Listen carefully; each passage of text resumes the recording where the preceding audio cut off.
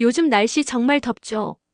하루 종일 에어컨 없이는 버티기 힘든데 전기요금 고지서만 보면 한숨부터 나오는 분들 많으실 겁니다. 특히 올해는 더 심각해졌습니다. 기온도 예년보다 더 높고 전력 수요도 급증해서 조금만 틀어도 누진세 구간에 금방 도달하는 상황이에요. 같은 전기를 써도 어떻게 쓰느냐에 따라 전기요금이 확 달라지기 때문에 진짜 아는 사람이 이득 보는 구조죠. 그래서 오늘 영상에서는 실제로 많은 분들이 효과 봤다고 인정한 에어컨 전기세 줄이는 핵심 꿀팁 7가지를 알려드리겠습니다. 에어컨을 껐다 켰다만 반복하셨다면 이번 영상 꼭 끝까지 보시고 현실적으로 전기세 아끼는 방법 제대로 챙겨가세요. 몰랐던 내용 하나라도 있다면 그게 이번 달 전기요금 차이를 만듭니다.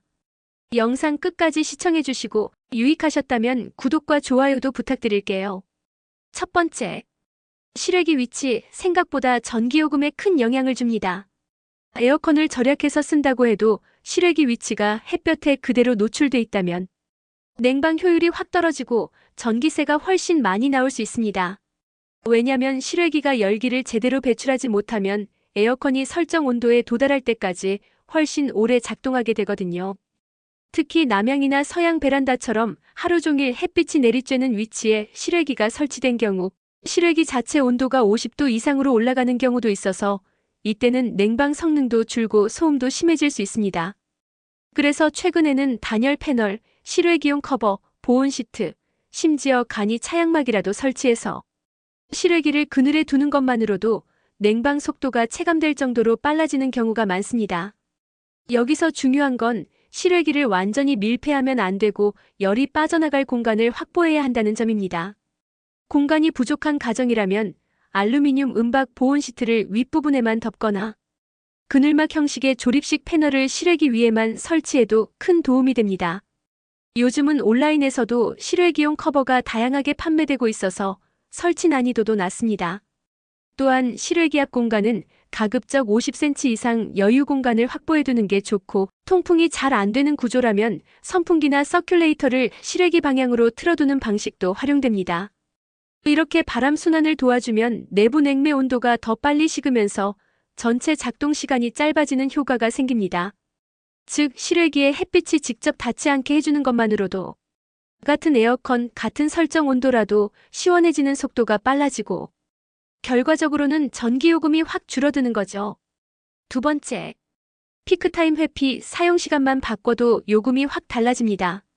에어컨을 아무리 짧게 켠다고 해도 가장 더운 시간대에 켜는 것 자체가 요금 폭탄으로 이어질 수 있습니다. 특히 오후 2시에서 5시 사이, 이른바 전기 피크타임에는 우리 집 전력 사용량도 많지만 전국적으로도 전력 수요가 폭증하는 시간이죠. 이때 에어컨을 돌리면 누진 구간에 금방 진입하게 되는데 같은 전기를 써도 이 시간대에는 요금 단가 자체가 높게 매겨질 수 있습니다. 게다가 한전 요금 체계는 일정 사용량을 초과하면 그 다음 구간 요금이 전체 사용량에 적용되기 때문에 단 몇 시간의 사용만으로도 월 전체 요금이 확 올라갈 수 있습니다. 그래서 많은 분들이 실제로 하는 방법이 이 피크타임을 피해서 오전이나 해가 지는 늦은 저녁부터 에어컨을 틀어놓고 실내를 선선하게 만들어두는 방식이에요. 특히 1인 2인 가구처럼 작은 집에서는 이 방법만으로도 누진 구간 진입을 늦출 수 있어서 요금이 눈에 띄게 줄었다는 반응이 많습니다. 만약 피크타임 때 냉방이 꼭 필요하다면 미리 창문을 닫고 암막 커튼을 치거나 제습 모드를 활용해서 실내 온도를 낮춰둔 후 짧은 시간만 에어컨을 가동하는 것도 좋은 방법이에요. 즉, 에어컨을 덜 켜는 게 아니라 언제 켜느냐를 조절하는 것만으로도 유의미한 요금 차이가 나타날 수 있습니다. 여름철 전기세 절약의 시작은 결국 시간표를 바꾸는 데서 출발하는 셈이죠. 세 번째, 제습 모드 제대로 쓰면 냉방보다 효율이 좋습니다. 많은 분들이 여름철엔 무조건 냉방 모드를 켜야 시원하다고 생각하시는데요. 사실 온도가 높은 것보다 더 불쾌감을 유발하는 건 습도입니다. 습도가 높으면 체감 온도가 2에서 3도 이상 높게 느껴지기 때문에 온도는 낮은데도 꿉꿉하고 불쾌한 이유가 바로 여기에 있습니다. 그럴 때 정말 유용한 기능이 바로 제습 모드예요. 제습 모드를 사용하면 온도를 확 낮추지 않고도 습도를 잡아줘서 체감 시원함이 꽤 크고 무엇보다 냉방 모드보다 전력 소모가 적은 경우가 많아 요금 절감에도 효과적입니다. 특히 장마철이나 하루 종일 비가 오는 날처럼. 외부 온도는 높지 않은데 실내가 눅눅한 날에는 냉방보다 제습이 훨씬 더 적절한 선택이죠. 사용 후기들을 보면 제습으로 돌리니까 꿉꿉함이 없어져서 훨씬 상쾌했다거나, 냉방으로는 자꾸 춥고 껐다 켰다 했는데 제습은 쾌적해서 계속 켜둬도 부담 없었다는 이야기도 많습니다. 다만 모든 에어컨이 동일하게 전력을 덜 쓰는 건 아니고 제품에 따라 제습 모드도 냉방처럼 강하게 작동되는 경우도 있으니 몇 시간 돌렸을 때의 소비 전력이나 실내 온도를 한번 체크해보는 게 좋습니다. 네 번째, 햇빛 차단만 잘해도 실내 온도는 2에서 3도 내려갑니다. 에어컨을 아무리 세게 틀어도 햇빛이 강하게 들어오는 방은 좀처럼 시원해지지 않죠.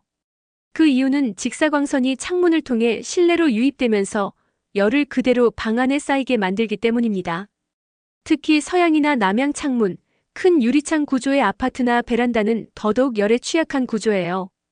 그래서 요즘 많이들 활용하는 방법이 바로 햇빛 차단막 설치입니다. 이건 단순한 암막 커튼과는 달라요. 창문 바깥쪽에 설치하거나 유리창에 직접 붙이는 방식으로 열 자체가 실내로 들어오지 못하게 막는 게 핵심입니다.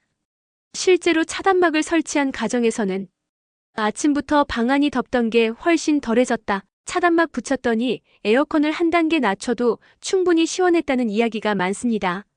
설치도 어렵지 않습니다. 차광 필름 형태로 유리에 붙이는 제품도 있고 외부용 단열 차단막을 커튼처럼 밖에서 걸 수 있는 형태도 있어 원하는 방식으로 선택하면 돼요. 요즘은 은박 재질이나 알루미늄 코팅처럼 차단 효과가 확실한 제품도 저렴하게 판매되고 있죠.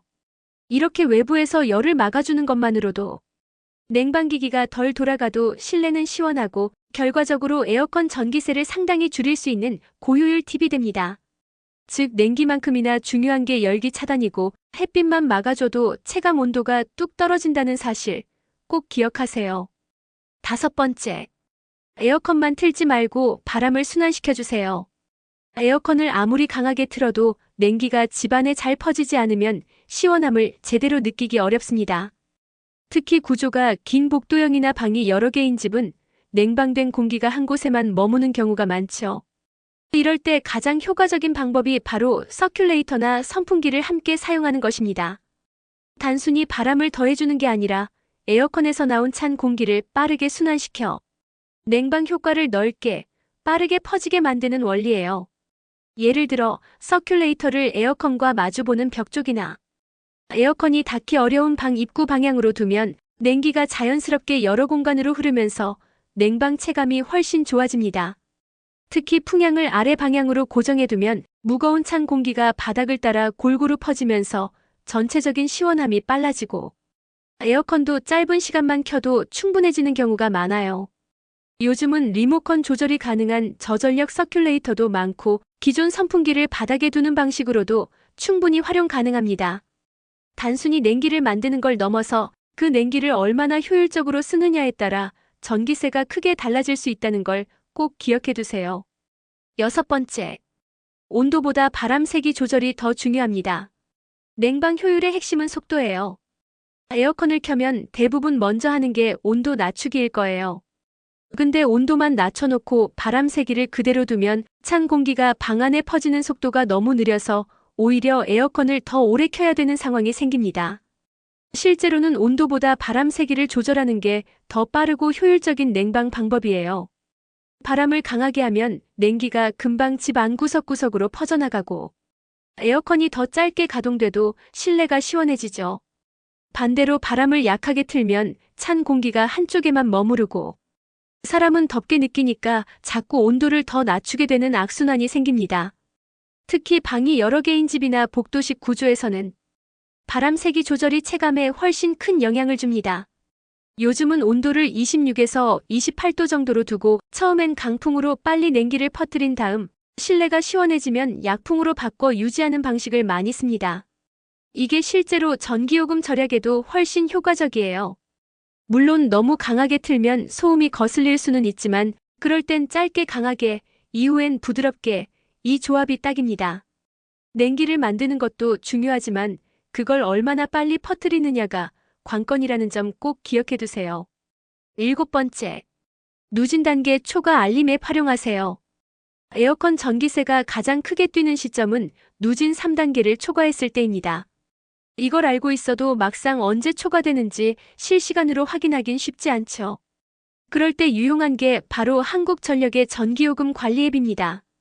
대표적으로는 파워플래너와 한전ON 앱이 있는데요. 이 앱을 통해 실시간 전력 사용량과 예상 요금을 확인하고 누진 단계 초과 시 푸시 알림도 받을 수 있어 요금 폭탄을 미리 막을 수 있습니다. 특히 파워플래너는 집에 지능형 전력량계 AMI가 설치된 경우 사용 가능한데, 예를 들어 하루 전력 사용량이 400kW에 가까워지면 미리 알림을 받아 450kW 초과로 인한 누진 단계 진입을 방지할 수 있죠. 한전ON은 AMI가 없어도 사용할 수 있는 범용 앱으로 예상 요금 시뮬레이션이나 에너지 캐시백 신청, 아파트 세대 요금 조회 등 다양한 기능을 제공합니다. 실제로 한 사용자는 목표 사용량을 440kW로 설정해두고 앱에서 400kW 도달 알림을 받은 뒤 전기 사용을 줄여 누진 3단계 진입을 막고 요금을 절감했다는 사례도 있었어요. 요즘은 통신사 데이터처럼 전기도 예방이 먼저입니다. 누진 단계 진입을 막는 가장 쉬운 방법은 내 전기 사용량을 스마트폰으로 확인하며 스스로 조절하는 습관을 들이는 것부터입니다. 에어컨 없이는 여름을 버티기 힘든 요즘, 그렇다고 전기요금 폭탄까지 감당하긴 부담스럽죠.